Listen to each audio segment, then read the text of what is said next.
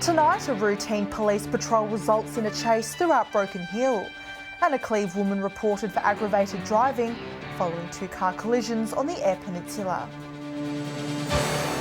From our 7 Spencer Golf Studios, your nightly news with Ruby Kamain begins now. Good evening.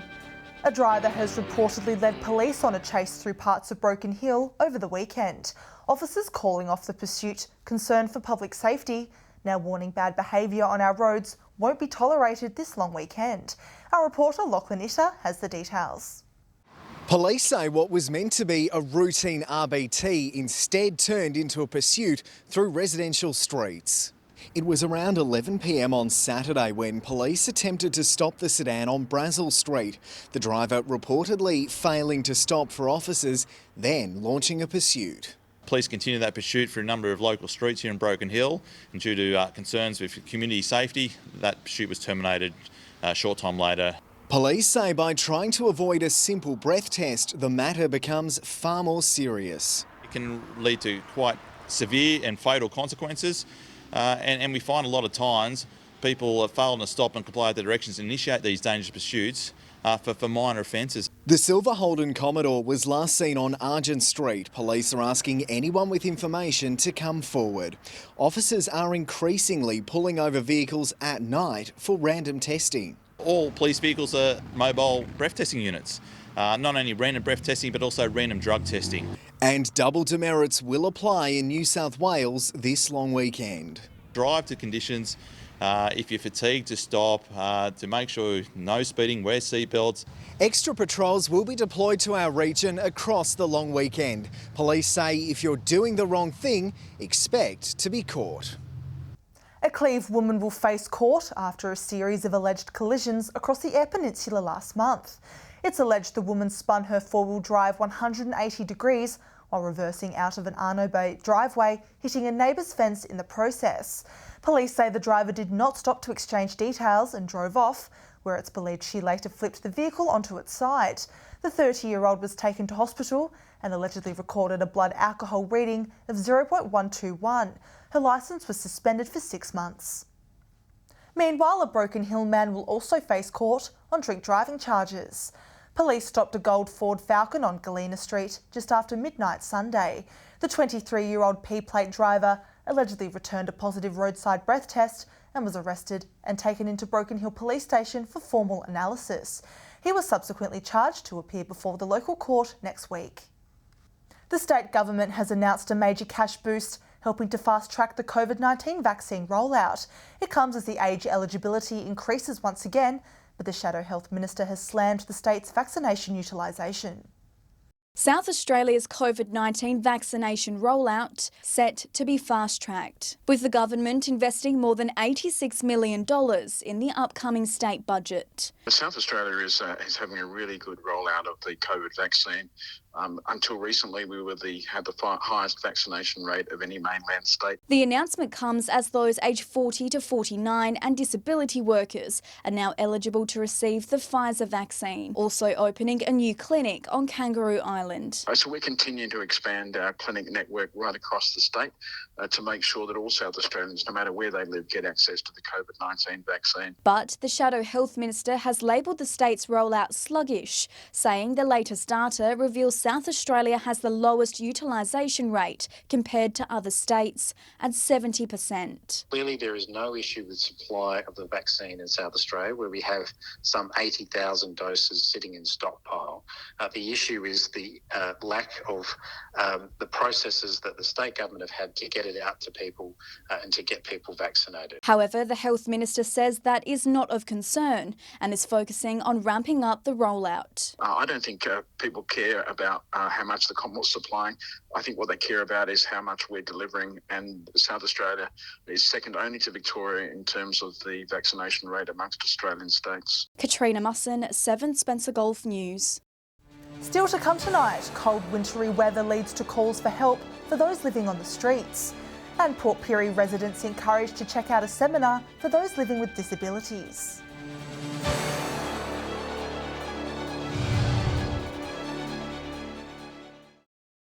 Welcome back. Wild and wintry conditions, including a forecasted Antarctic blast, has triggered a statewide code blue response. Homelessness agencies say it's a critical time for our most vulnerable people who sleep rough on the streets. A warm blanket and roof over our head are things most might take for granted, but it's vulnerable people that are most at risk this winter. We do see families, but also singles and couples who are, experiencing rough sleeping and homelessness, particularly in these poorer weather conditions. The state government and homelessness partners activating a code blue across the state from last night to continue tonight. In a statement, Human Services Minister Michelle Lensink says excessive wind, rain and possible thunderstorms triggered the response, ensuring extra services are available for our most vulnerable South Australians. Ideal responses is around helping people to find some relief through motel accommodation. Housing SA and non-governmental partners set to have additional accommodation and extended hours for support services. The Homelessness Gateway service will continue to operate 24/7 for those at risk in regional areas and anyone experiencing homelessness. The Bureau of Meteorology has also issued a severe weather warning for damaging winds of up to 60 kilometres an hour with gusts of up to 100 kilometres an hour for the Eyre Peninsula, Flinders, Mid-North and York Peninsula. The advice is to stay indoors where possible, move vehicles under cover and away from trees and secure loose items around the home. Katrina Musson, 7 Spencer Golf News. Meanwhile, a homeless support service centre in Port Lincoln has made a call for donations as the city's rate for locals living on the streets rises.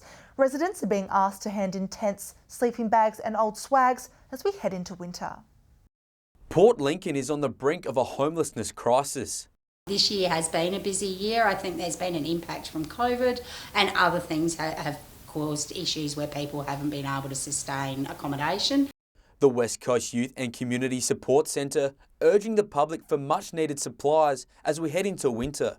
We really reluctantly put a call out on social media last week for tents, swags and sleeping bags. Alice Clark says organisations should not have to make these requests. For an organisation that provides homelessness services in Port Lincoln or in any region in South Australia or even in the city, to be calling out for tents is a very disturbing event. Homelessness in the region has soared, with an increase especially in single males reaching out for help. We are seeing single men as our priority issue, and really unfortunately, and for me really sadly, single men has been the priority for some years now. The problem compounded by the lack of affordable housing and domestic support. But the fact is we just don't have these services in the regions. We have seen the demise of public housing over the last years. There's just fewer and fewer properties around. The outpouring of support said to have been nothing short of amazing. The Eyre Peninsula is an amazing community. It gives so much, and even when we have so little, we still will give so much. So we're really fortunate to live in a region where people do support others.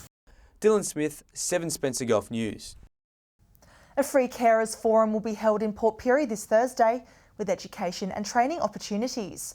Organisers hope the session will encourage more residents to consider a career in the disability sector. Helping those who need it most, Port Pirie is in desperate need of more helping hands with the city above the national disability average. 69% above the national average. That is the people in our particular region requiring daily care. That's from the last census statistics. So it shows that there's a high level of people requiring care in our community. A forum this Thursday aiming to help someone who may already be a carer or seeking a career within the industry. Held at Port Pirie Sporting Precinct with guest speakers. A wonderful example of collaboration between a lot of players, between local government, state government and federal government. That is, we've got Carers SA, we've got Helen Brown returning to Port Pirie. She's an ex-Port Pirie lady. Helen Brown will provide useful support for those helping someone living with a disability, mental illness and dementia.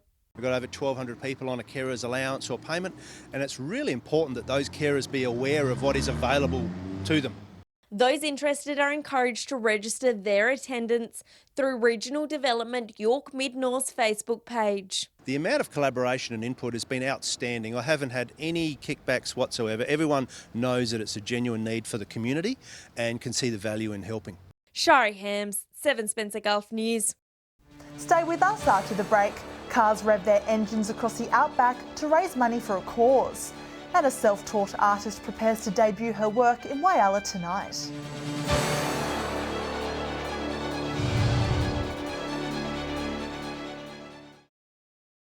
Hello again. Colourful characters and their wacky wheels have converged in Broken Hill as the Outback car trek passed through the city. The challenging route seeing old cars tackle rough tracks, but it's all for a worthy cause. From classics to the crazy, unbelievable utes to cow-patterned convertibles. This is no ordinary car collection. I think it's a 1967 Ford Hearst, so originally utilised for other purposes, although some days we feel like we're well suited inside it. These are the cars and characters of the Outback car trek. 99 vehicles set off from West Wyalong on Sunday. They've travelled to Broken Hill and will now head towards the finish line in Port Macquarie using dirt roads wherever possible. Well, the event's mainly for older two-wheel drive vehicles, and the cut-off date at the moment is 1978. And while it may sound barking mad to embark on such a journey, it is for a good cause. Big Dog's been around since the early 2000s. Travel the Outback, raise a lot of money for the doctor. The event raising around $1 million annually for the Royal Flying Doctors Service. But importantly, it spreads the word about the work that the Royal Flying Doctor Service does in outback communities. Teams also injecting money into small towns with the community helping out along the way, like North Broken Hill Public School this morning. And we're just so happy to be able to bring a smile to some faces. And the secret to keeping the cars in top condition? Well, we usually go to the local dog wash place. Lachlan Itter, 7 Spencer Gulf News. A striking new art display will make its debut tonight in Whyalla, featuring the works of a self-taught local artist. It's Chelsea Andrews' first solo exhibition at the Middleback Arts Centre, with the facility keen to showcase more local art. The final touches put in place for this new art show here at the Middleback Arts Centre. I've developed this art exhibition called Shades of Life, which developed through my past negative experiences. Chelsea Andrews says she was inspired by her father's black and white drawings of farmland and animals when she was growing up, channeling that into her own art. It's her first solo exhibition for the self-taught artist, and she wants the audience to freely interpret her works. I use art as an outlet, so instead of explaining or trying to talk about it, it's just better to put it on the canvas for everyone to see. It's just easier that way, I guess. Chelsea's got a great base of support, which is wonderful, and there's a lot of people in Whyalla that love looking at art, so they'll come along. The Whyalla local works with acrylic oils and paints, and uses a dark colour palette to portray her emotions at the time of painting. The Arts Centre now keen to showcase more art from local artists like Miss Andrews. We often will have some small sort of community works or some school sort of presentations, but it's been a little while since we've had a beautiful local artist solo exhibition. I feel so privileged to be able to have it here, and I thank Ryan for being able to accommodate that for me. It's excellent. I'm really excited. The exhibition debuts tonight at the Arts Centre and will be on display throughout the whole month. Mark Zita, 7 Spencer Gulf News. The Port Lincoln Visitor Information Centre is on the move from its current Adelaide Place location. From July 1, the centre will be relocated to the Tasman Terrace Civic Centre, formerly housing air travel. Port Lincoln Mayor Brad Flattery says the new space would create a positive impact for local tourism. The initial lease is for 2 years, with the option to extend the residency for a further 3. Clare Valley Town Hall will be hosting seminars for this year's Adult Learners Week. A COVID-19 finances seminar will be held tomorrow from 2 o'clock, with Ali Webber speaking about the importance of credit file. BTG Specialty Pharmaceuticals will also be hosting a function on Thursday on the manufacturing of medicines. All activities can be found on Clare Valley Council's website. The next round of cat registration prizes are now up for grabs on the Dog and Cat Board website as part of an initiative to encourage registrations. When registering to microchip a cat, residents will go in the running to win a $70 voucher to spend at RSPCA's Petville. Port Pirie Council is urging residents to register any new pets this winter as part of the council requirements. Stay with us after the break. Our reporter Mark Zeta will have the highlights from weekend sport, and we'll have the weather details with Alex Sykes.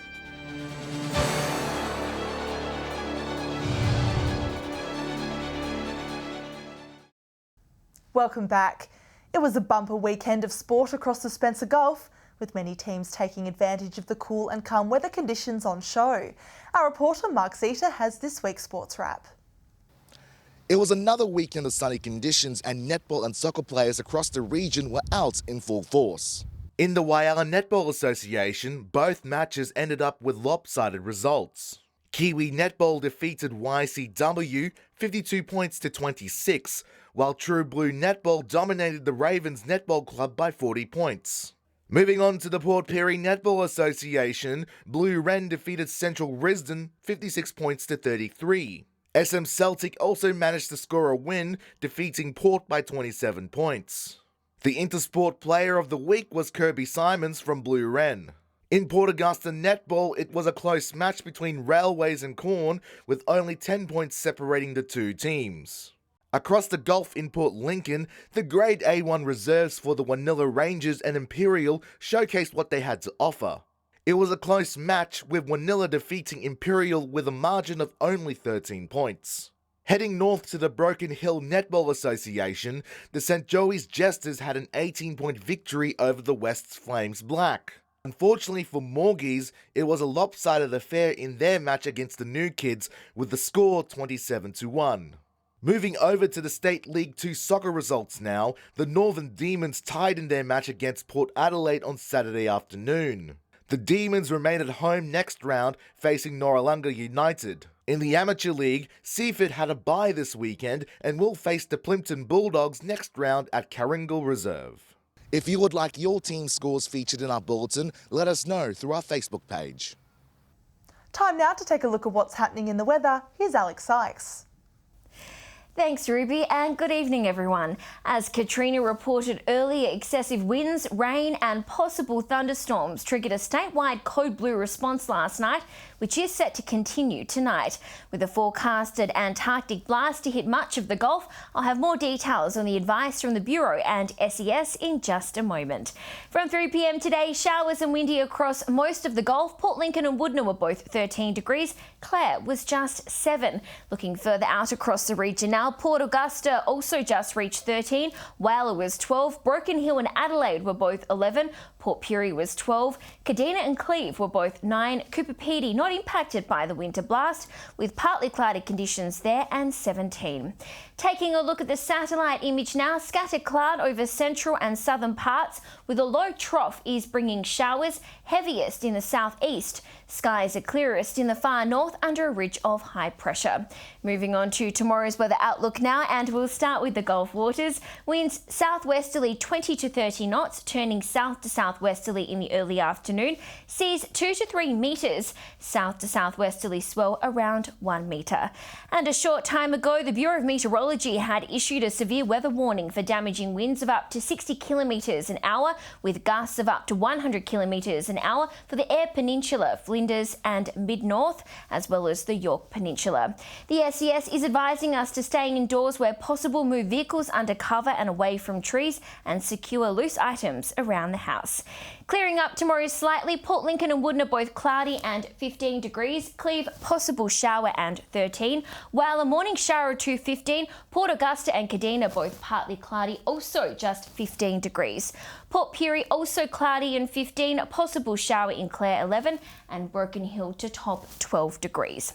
Taking a look further through the week now, and cloudy and windy conditions forecast for Thursday. Port Pirie to reach a max of 17, while Broken Hill will just top 13.